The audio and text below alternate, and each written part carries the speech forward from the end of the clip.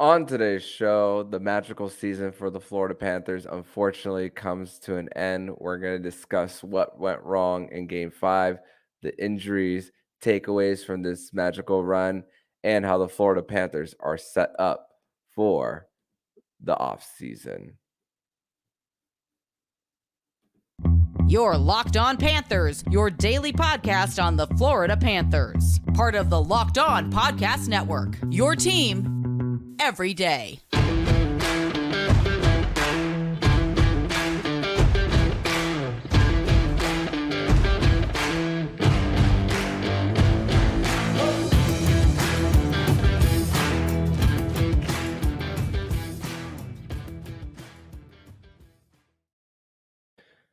And welcome into this Wednesday, June 14th edition of the Locked On Florida Panthers podcast, part of the Locked On Podcast Network, where it's your team every day. Thank you for making the Locked On Florida Panthers podcast your first listen of the day. I'm Armando Velez. You can follow me on Twitter at MondoMan12. Follow the show account on Twitter at LO_FLA Panthers and on Instagram as well at LO_FLA Panthers. And shout out to all the everydayers who come back here to get your daily Florida Panthers fix.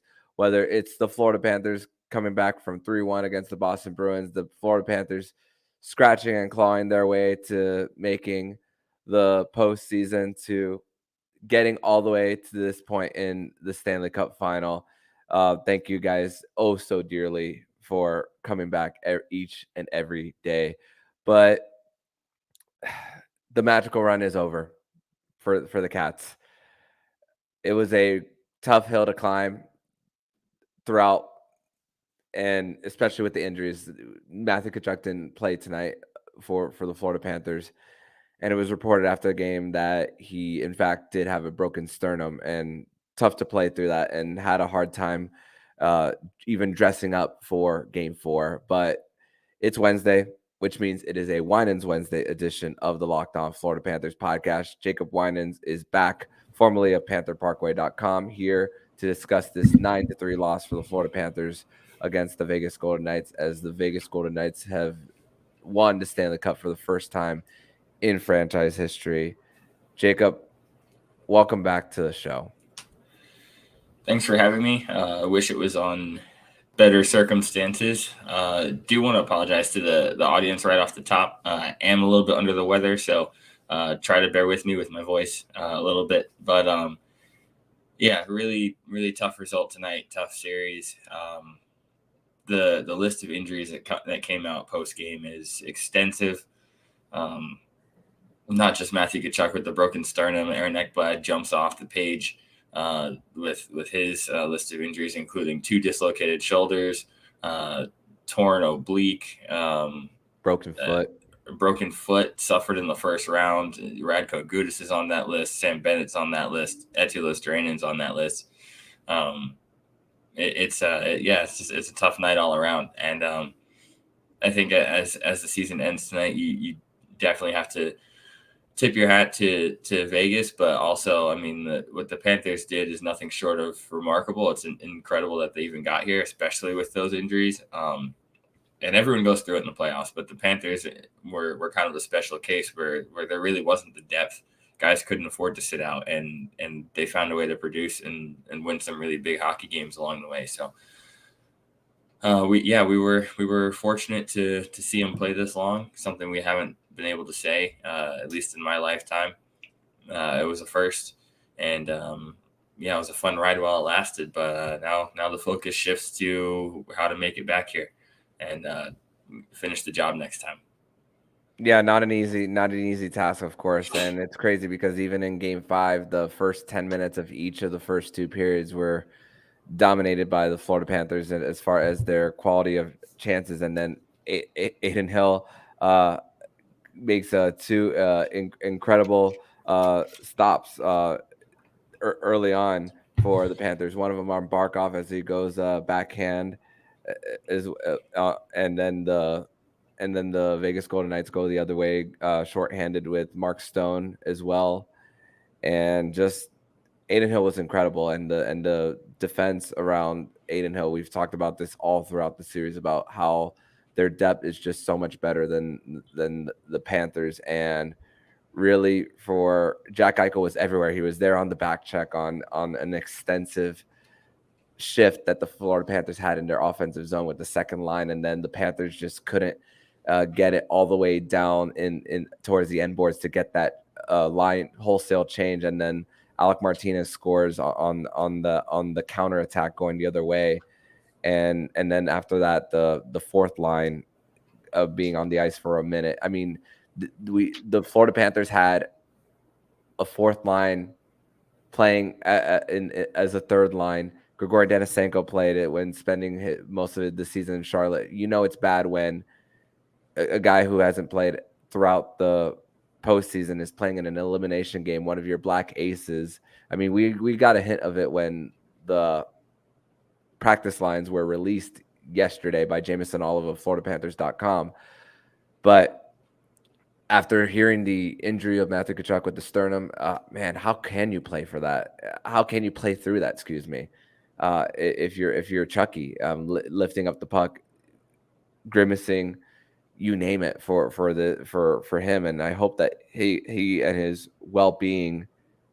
I just hope that he has a great quality of life outside of hockey throughout the offseason, that he's able to heal personally, as well as Ekblad, Gudis, Etzler, you name it. And the question going into the 2022 offseason remains going into the game 5, and it all manifested and it all broke apart where Bobrovsky just ran out of gas and he couldn't save the Florida Panthers enough and this question was, how's the blue line going to look? And that it was a unit that was very questionable on paper, and you see that just alone in game 5 about how the Vegas Golden Knights were able to just overwhelm them. And then when it was one play where Bob had to go from left to right and it trickles by him from Mark Stone, Bob himself ran out of gas as well. Yeah, and it's no surprise. We worried that this might happen at some point, just given that the Panthers have been playing playoff hockey really since March. They had almost an extra month of playoff hockey compared to everyone else because they had to fight so hard just to get in. They played elimination games really before the playoffs even started, and when you have to do that, it takes a lot out of you. And I feel like the defense they took it all the way to the very end of their runway. There was just nothing left for this defense could get them through. And it's unfortunate because it's not for lack of effort. I know the score tonight was not indicative of that. It looks like a team that wasn't ready or didn't try, and that wasn't the case. It's just they just didn't have enough. And defensively, when your top defenseman is playing with those kind of injuries, he even found the back of the net. Brandon Montour has played a ton of minutes throughout the regular season and then the playoffs as well. Throw in his ridiculous travel schedule, the birth of his son, Radko Gudas playing through some injuries, high ankle sprain, obviously had a head injury, came back way too soon. And it's a lot. It's a lot on the defense. They did everything they could, and at the end of the day, they were just overwhelmed. They didn't have the depth to overcome it. And when that happens, your goalie, Bob has bailed him out of a lot. He couldn't do it anymore. They really got there defensively, at least on just pure grit. That's really what got them through against Carolina. That's what got them through against Toronto. Where in Boston, they were able to keep pace with the Boston offense a lot of that series. But when it got past that, it was all defense, and the grittiness of the Panthers defense is really what carried them here. And when you get to a team like Vegas had a defense that was healthier, bigger, and just as much grit and effort. You kind of run out of rope when you run into that situation. Good learning experience for some of the younger guys like Josh Mahura. Had a really poor game tonight, but a very young guy. Waiver claim who's locked in for next year as well. He's going to come back better. Gustav Forsling, Brandon Montour, Aaron Ekblad. This is the first time they've been this deep in the playoffs. They're going to come back better. This is a good learning experience for most of that D-core. So it's we can begin to look at positives once it starts to hurt a little bit less. But right now it's unfortunate because that defense really it was all guts the entire playoffs, and it's unfortunate that it couldn't carry them to the promised land. It got them as close as it possibly could, but it just they needed a little bit more, and there was just nothing left. Yeah, and to think that the Panthers were down 2-1 at one point in this game, and I mean, what can you say about someone like Jack Eichel on the other side? I mean, if you're Connor McDavid, you must be livid seeing him hoisting the Stanley Cup in his first playoff appearance, when Connor McDavid has had so many individual accolades, but not the team accolade of winning the Stanley Cup. But also, I've learned to appreciate someone like a Nick Cousins, the grittiness that he's had, and he's signed to a 2-year deal. He's going to be back next year for the Panthers as well. So it's crazy to think that the Panthers are going to have him for one more year. And I tweeted this: Barkov and Tkachuk are under contract for 7 more years after this. So it's great to know that your core is locked in. But for the Panthers, it was just also getting into on the doorstep very easily with white jerseys being very slow. I mean, the Waugh goal, you had 3 opportunities there. One that was from the point, stopped by Bob Waugh on the second opportunity, and then Waugh gets a third one. And it's just like, you just throw your hands up. It's like, that's the Panthers' night right there. It's just not going to happen. No comeback attempt. And the thing is, the Florida Panthers did not give up in that third period. It's funny that one of the guys from Locked On Vegas Golden Knights, Chris Golick, tweeted, "If you're Paul Maurice, what do you tell your team?" And then I put it in quotes, what I would say if I were Paul Maurice, and say, "I know you guys are down, but make the fans proud that you guys will go out there and perform, and that you're not going to lay down just regardless of the score." And that, personally, for me, I can be proud of when it comes to watching this Florida Panthers team. So I'm very grateful to see that throughout it all, we didn't see any sign of quit for this Florida Panthers team. But we're going to transition over to segment number 2. We're going to discuss more of the takeaways from the Cinderella run that was for the Cats. We're going to discuss more about just our overall feelings in general for the Panthers and how they got to this point. We're going to discuss that next here on the Locked On Florida Panthers podcast. But first, we're going to tell you all about FanDuel. And make your way to FanDuel right now, because new customers can get a no-sweat first bet up to $2,500. That's $2,500 back in bonus bets if your first bet doesn't win. There's no better place to bet all the action than at America's #1 sportsbook. Visit FanDuel.com/lockedon to get a no-sweat first bet up to $2,500. That's FanDuel.com/lockedon. FanDuel, the official sports betting partner of the NBA. Segment number 2 here on this Wednesday, June 14th edition of the Locked On Florida Panthers podcast. It is a Winans Wednesday edition of the show. Jacob Winans is here to recap this 9-3 loss for the Florida Panthers against the Vegas Golden Knights, where the Vegas Golden Knights call themselves Stanley Cup champions. And Jacob, it kind of hurts because Jonathan Marchessault is the Conn Smythe winner, and after Mark Stone got the Stanley Cup, you see him hand it off to Riley Smith there, and it was really tough to see. But I am happy for Mark Stone. He's impossible. In my opinion, he's a hard player to dislike, honestly. And I wonder what that wedding for Brady Tkachuk is going to look like this offseason when Matthew's the best man and Mark Stone is a groomsman at their wedding. But it was the ultimate salt in the wound for the Florida Panthers in that moment. But as far as that, not only that, but as far as your takeaways throughout this postseason run, what would you say are your biggest takeaways? I learned a lot about the toughness of this Panthers core. I think Barkov stepped up in some really big moments. I think Matthew Tkachuk is probably the most clutch player in the league, and I think for Hagee, we've got ourselves a player somewhat like Justin Williams, a guy who you can always count on. Yep, exactly. A guy who can count on to score the big goals. We've got a lot of guys who are not afraid of the big moment, and I learned a lot about what this team's core is made of. Some of the questions that we didn't really have answers to until now. I feel like last year's playoffs left us with a lot of question marks of, can this group really get it done?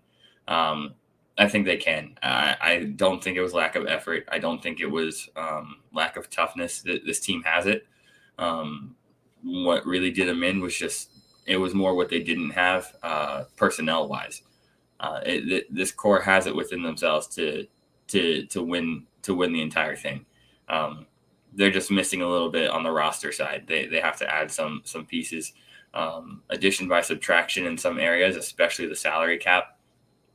When Keith Yandel's buyout, the big cap charge comes off the books. Roberto Luongo will officially be off the books. Patrick Hornquist will be off the books. That's a lot of help for the Panthers as far as what they're going to be able to add going forward. And yeah, I'm really proud of the group and what they showed, bouncing back from the disappointment of last year. They showed a lot of resilience and being able to come back from that. So yeah, I really did learn a lot about what this team has, and I do feel pretty confident about the Panthers Cup window. I think they have it in them to get it done. They need a little bit more help, but I think they can get it done. And it's not going to be easy in the Eastern Conference. It's just not. Boston, they're not going to be the same as this year, but they're going to be a good team again. Tampa's, I really don't think they're completely done. Toronto's going to bounce back. Carolina is going to be a nasty team again next year, especially with a healthy Andrei Svechnikov. It's going to be a tough road back, but I do think the Panthers have what it takes to win, if not next year, within the next 3 to 5 years. It's definitely in the cards. It's something that they're capable of doing. Nobody wants to hear that right now. No one wants to talk about the long-term outlook of the future of the franchise, because we had it this year. We had a chance this year, but I don't think this is a one-off Cinderella run. I think this is a valuable learning experience, a really, really difficult thing to go through, but I think it's something that you kind of have to go through sometimes as to become a champion. You think back to like the Miami Heat and that loss to the Dallas Mavericks. It was necessary. They needed it to come back after that and win a couple of championships. So I do think this will one day be looked at as a valuable learning experience. Yeah, and then the President's Trophy was looked at as a learning experience, and look where they got to a year later as well. So, and you also think of other teams like the Buffalo Sabres, who are maybe a few defensive pieces away, and maybe even a goaltender, regardless of Levi, him and being up and coming. But I still, you still gotta get at least insurance in goal for them as well. And also, if you're Buffalo, you must be sick to your stomach seeing Ryan O'Reilly winning a Conn Smythe with St. Louis, and then Jack Eichel as well. So if you're Buffalo, you must be sick to your stomach. But not to get too off topic, but my biggest takeaways was Anton Lundell, how he's been able to just get on the scene in these playoffs as well, and show and just perform at times when needed most. I think about that one of the game winners against the Toronto Maple Leafs, where he bounced it off the boards, and Sam Reinhart was there for the game winner. Just something as simple as that, and of course how he looked in game 3 against the Vegas Golden Knights as well. And just, I'm not ready to say that he is the 2C come next year, but he's getting one step closer to becoming that. And he's grown a lot after a regular season of struggle. Let's not kid ourselves that it was a regular season of struggle, but also it's maybe a product of new system as well. And we also learned a little bit of what it's like to have a veteran coach behind the bench as well. There will be a lot of criticism, of course, and maybe a lot of backlash of Paul Maurice and not winning a cup as well. There will be those people out there, but you also got to consider that too, as far as a coach helping a team get to this point as well, and making the proper adjustments necessary. And of course, the goaltender, Sergei Bobrovsky, the main reason, number one reason. Number two, 1B is Tkachuk, but number one was Sergei Bobrovsky getting them to this point. And We spoke all about Spencer Knight yesterday and his public appearance, but away from the public appearance part, in my opinion, if you guys want to listen to that episode with Jeremy Taché, go to yesterday's show. But as far as the goalie tandem with the Panthers, if the Panthers won the cup, I would have said this, and part of me still thinks this. You could be more patient with Spencer Knight, easing him into the number one role. There's no guarantee that Bob performs this way next year. No guarantees. However, this gives you confidence, maybe a little bit, to be a little bit more patient when it comes to easing Spencer in. And we were talking about how a few off seasons ago, how they need to trade that contract of Sergei Bobrovsky. I don't think that Bill Zito has any sense of urgency to get that contract off the books for the Panthers, because we've seen situations of Lyon coming in and then Sergei Bobrovsky taking the job back, Spencer Knight being in the postseason in 2021, and then Bobrovsky having a great season as well after that. And then last postseason, the Panthers didn't get swept by the Lightning because of Sergei Bobrovsky last season as well. So Bill Zito is, in my opinion, he's not in any rush to try to move Sergei Bobrovsky, even though you can't. His no move clause doesn't kick in for another. It doesn't go to a modified no trade for another few years. But there's no rush in him to try to make a move of Sergei Bobrovsky being off this team. I agree. Bob answered a lot of questions about his playoff performance, and let's get this out of the way right now. Bob is never going to live up to that contract, because it's impossible for a goalie to live up to that contract unless you're Andrei Vasilevsky or Igor Shesterkin. That's just a fact. Those are the only two goalies that would ever be worth that amount of money in the salary cap era. But with that out of the way, he answered a ton of questions about what he's capable of in playoff hockey. Before coming to the Panthers, let's not forget, aside from that playoff series win against Tampa, the year before he signed with the Panthers, he was known as a guy who could not perform in the playoffs. He was known as a guy who frequently lost in the first round, could not perform in the playoffs, and he started his tenure in Florida really not doing anything to help himself in answering those questions, and this year completely erased that, in my opinion. Coming into this series, he was the favorite for the Conn Smythe. He was the unquestioned best goalie in the NHL in the postseason. I think he really put the team on his back in the Carolina series. There were a lot of times we could have lost games if not for miraculous saves from Bobrovsky, and he's really the main reason we swept that series. He was superhuman in that series. So for me, with Bob, no, there's no sense of urgency to get rid of him now.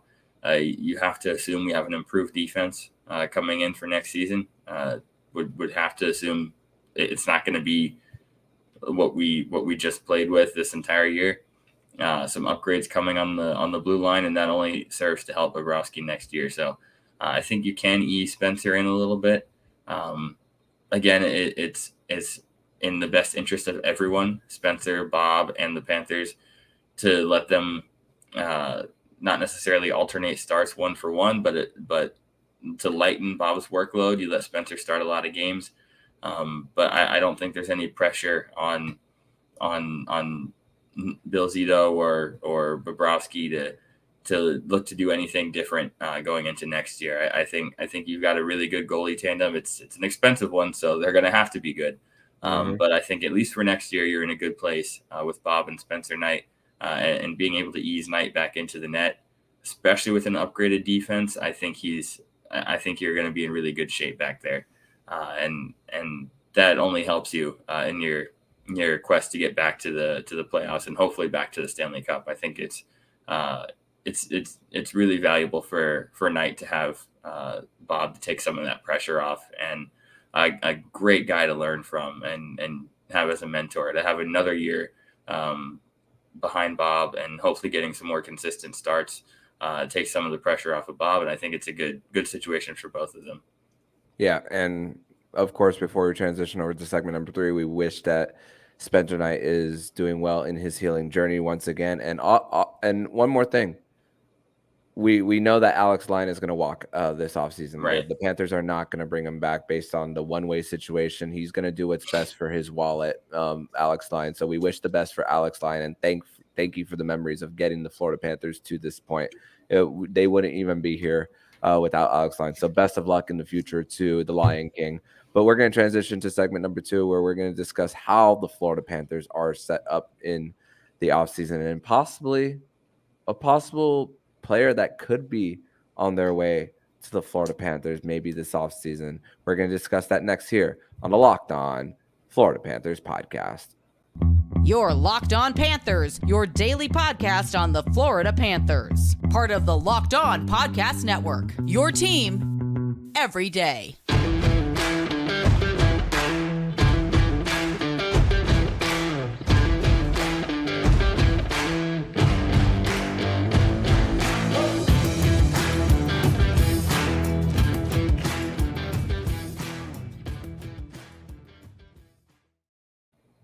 Segment number 3 here on this Wednesday, June 14th edition of the Locked On Florida Panthers podcast, where Jacob Winans is back here for another edition of the show where the Florida Panthers lose to the Vegas Golden Knights by a final score of 9-3 in Game 5, where the Vegas Golden Knights find themselves as Stanley Cup champions. And I want to say a public congratulations to my colleagues over at Locked On VGK, Tony Cordasco and Chris Golick for their team winning the Stanley Cup, and also congratulations to them as far as their subscriptions on the audio and video side, for them growing, and because we grew a lot here on Locked On Panthers, but also themselves. So I want to congratulate them publicly for their win. But Jacob, I spoke about it with Jeremy Taché yesterday about how the Florida Panthers are set up for the future. And, of course, destination franchise, mentioned Joe Thornton, Patrick Hornquist here, Matthew Tkachuk as well. But it's funny because on the basketball side of things for the South Florida sports scene, the consolation prize possibly for the Miami Heat is Damian Lillard possibly as far as like a possible trade. But on the hockey side of things, there's one superstar player who is rumored to have interest in the Florida Panthers. And this is one of the many things of why a Stanley Cup run could be very important for a team like the Florida Panthers, and even prior to that. And that name is Alex DeBrincat. There was an Elliot Friedman rumor that was out there about Alex DeBrincat possibly wanting to come to South Florida. Not sure how that works in draft capital for the Panthers, but it just goes to show what culture setting can do. And President's Trophy, winning a round in 2 consecutive years, an extended postseason run for that even you could have someone of a 40-goal scorer interested in coming to your team. I mean, they have 2 already in Verhaeghe and Tkachuk, and Barkov in a non-injured year is capable of being a 40-goal scorer. So it just goes to show just what the work that Bill Zito has done. And even prior to, I'll give credit to Dale Talon as well for some of the trades that he's done, and even though there's some to criticize, but even that too, Jacob, it's a great time to be a Florida Panthers fan heading into this offseason. This is going to be an exciting one.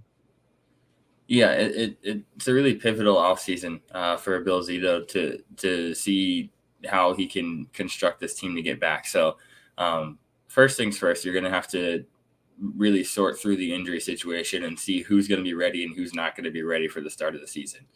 That's the primary focus. And the Panthers were in a really tough situation last year when Anthony Duclair gets hurt over the offseason, and it kind of has to change their plans a little bit. At least with this, we'll have a good idea of who's in and who's out to start next year. So you can kind of begin your plans with that in mind. Anytime a star player like Alex DeBrincat is interested in coming to your team, that's always a positive thing. And looking at the star player rumors, the Panthers have been involved in a lot of them over the past couple of off seasons. Let's say you hit on maybe 1 out of every 10 of those, because obviously most of them don't pan out. Matthew Tkachuk is the big example of one that was interested, and the Panthers jump on it right away. So just because DeBrincat is interested in the Panthers doesn't necessarily mean the Panthers are interested and ready to pull the trigger on anything. But it is positive that he's putting out there like, hey, Florida's a destination I might be interested in. If you start to think about what that package might include, you'd have to think there's some forward money going back the other way. Sam Reinhart pops up immediately as probably the centerpiece of that trade package. Mm-hmm. You'd have to think a top prospect, Mackie Samoskevich maybe, and then possibly a future first or multiple, which we don't even want to think about that, or Denisenko. You don't even want to think about the draft capital you'd have to give up because the Panthers have so little. So that's why I take the DeBrincat news with a grain of salt, but I do think it's extremely positive that star players are interested in Florida, especially a guy like him who, if the Panthers are able to make a move, there is mutual interest and they are able to bring him in. Age-wise, he lines up perfectly with where the Panthers are as far as cup window. He's another young star who fits in right with that same age group. And I've always wanted him to be a Panther. I think he should have been a Panther on his draft day. Panthers took Adam Mascarin instead, and we all know how that turned out. Should have been DeBrincat. That was the guy I wanted. So if he does end up being a Panther, it would be a very full circle moment where he finally becomes a Panther. But I just think I think in general it's good. It's good when guys want to play here, because that has not always been the case. It used to be a place where older players come to retire, and where young players needed a ton of money to even consider playing here, or they demand a trade out of here. So it's a good situation when guys are specifically requesting, hey, I'd like to play in Florida. I'd like to be a part of what they have down in Sunrise. And I think that speaks volumes about what Bill Zito has built. And you know how old Alex DeBrincat is? I want to say he's 24. He's something funnier than 24. 25. 25. Sorry, had to put that SpongeBob reference there. Love it. No, but just the fact that the Florida Panthers have placed as far as with the average age too helps with it. I mean, how many players were over the age of 30? Gudis, the Stahl brothers, Bobrovsky, and I think that's it for the Panthers. Nick Cousins is in his late 20s as well. And of course, you think of the players who are going to come off the books. You're not going to bring back the Stahl brothers. You're not going to bring back a Colin White. You're not going to bring back a Giovanni Smith. More than likely, we can definitely put those conversations to bed. Casey Fitzgerald likely not coming back as well. So Patrick Hornquist as well. Maybe if Patrick Hornquist, if he doesn't retire, you could sign him for maybe $2 million if he's okay with that. If he's okay to play hockey as well.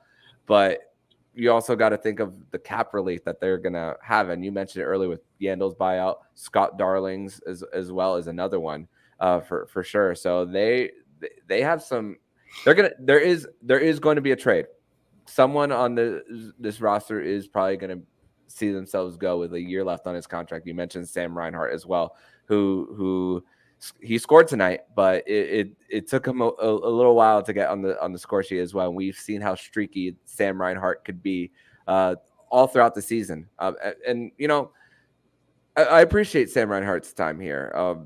He has the most power play goals in a 2-year span than anyone in Florida Panthers history, but are you willing to take the good with the bad when it comes to it, as far as sometimes going a little while without getting on the score sheet as well? That's something that Bill Zito has to really consider, wouldn't you think? I would. And with Sam Reinhart, I feel like as far as the players that the Panthers have in that forward group, I think they've had a tough time at times really finding where to fit Rhino and justify the price tag. Because he's had the most success on the third line and on the power play. He's making a lot of money for a third liner and a power play specialist. And that's not a knock on him as a player, because it's just a matter of fit. But I think when they traded for Rhino, they did so with the expectation that he and Barkov would click, and they really never have. And again, it's not a knock on Rhino. He's had some really clutch moments. I really love his hockey IQ. I love his power play presence. His hand-eye coordination is off the charts. He's he's definitely one of the top 3 smartest players on the team. Rarely makes a mistake. It's just you pay him to score, you pay him for his offense, and it disappears at times. And the point production doesn't really reflect that because he can get points in bunches. But when you're looking for more in big moments, and he's not a guy who carries a line. For that amount of money, you really need a guy who can drive a line, and I don't think Sam Reinhart really does that. I don't think he necessarily is a plug and play guy either. You can't really put him on any line and expect him to produce with any combination of line mates. Which, if that's just not his game, it's just not his game. And I really, really love what he's given the Panthers over the last 2 years. And if he is back to finish out his contract next season, I'd be thrilled to have him back because I do think you can win with a guy like Sam Reinhart. But I also think whatever you can get for him on the trade market, it's probably a lot, just given his point production and how desperately some teams need offense, especially on the power play. I think he's probably the most valuable trade chip the Panthers have coming up in this offseason. And if you could use a guy like Sam Reinhart to really improve the defense or bring in some combination of depth defense and depth scoring together, you have to really consider it. So I would not be shocked if Sam Reinhart is the guy traded, especially if it's in a package for a real game changer like an Alex DeBrincat or some of the names we've seen pop up on the rumor mill for defensemen. I wouldn't be shocked. So we'll see. We'll see what happens with that. But either way it goes, whether he's traded or whether he's back for next season, nothing but respect for Sam Reinhart. And I'd be sad to see him go, or I'll be thrilled to see him stay. Either way, it's no slight on Rhino at all. It's just the nature of the business. It's the salary cap era, and you got to make some tough choices here and there. Yeah, and a little bit of a reevaluation period, but a very short turnaround. As even with the lack of draft capital, the NHL entry draft is 14 days away, and free agency is not too far after that. So we still have quite a lot to talk about as far as preparing for the new league year coming in a few weeks. But Jacob, I want to thank you so much for joining me on this Winans Wednesday edition of the Locked On Florida Panthers podcast. Even with it's the Florida Panthers losing in Game 5 of the Stanley Cup Final, I want to thank you so much for joining me all season throughout the year. And we did a Winans Wednesday show in mid-June, so I'm very thankful for that. So very thankful for that instead of talking consistently of off-season topics. So very thankful for the Panthers on making it this far. It's more credit to them than it is about us, if we're being honest. It's credit to the Panthers. Hats off, salute, Florida Panthers. Thank you for the memories. Thank you. You created, for me personally, I thought that my greatest accomplishment in media was covering Tiger Woods' 2019 Masters win. This 2-month journey tops all of that. So thank you, Florida Panthers, for the memories. Jacob, before we sign off, tell everybody where they can follow you online. Definitely. You can find me on Twitter at Jacob Winans 8. Obviously, shout out to the team for the wild ride, but even bigger shout out for the fans who have been here for a long time and the new fans that we picked up along the way. Welcome in. You picked a great time to start watching hockey and being a fan of the Florida Panthers. So thanks everybody for watching, for listening, for supporting the show, for supporting the team. As usual, it's been a hell of a ride, and we're not going anywhere. We'll be back for next season and throughout the off season leading up to it. So thanks. Thank you, Jacob. And thank you, everybody. And more importantly, go Cats. And if you like what you're hearing, please subscribe to the podcast to be notified every single time the Locked On Florida Panthers podcast jumps into your podcast feed. Don't forget to also subscribe to the other shows on the Locked On NHL network, including Locked On NHL, Locked On Fantasy Hockey with Flip Livingstone and Steele Roden, and Locked On NHL Prospects. Thank you for making the Locked On Florida Panthers podcast your first listen of the day. And everydayers, make sure you come back for Friday's edition of the Locked On Florida Panthers podcast, where it'll be a Fairbanks Friday edition of the show, where Nick Fairbanks will be back to give his thoughts on the playoff run for the Florida Panthers. So I'm Armando Velez with Jacob Winans, and you've been listening to the Locked On Florida Panthers podcast, part of the Locked On Podcast Network, where it's your team every day.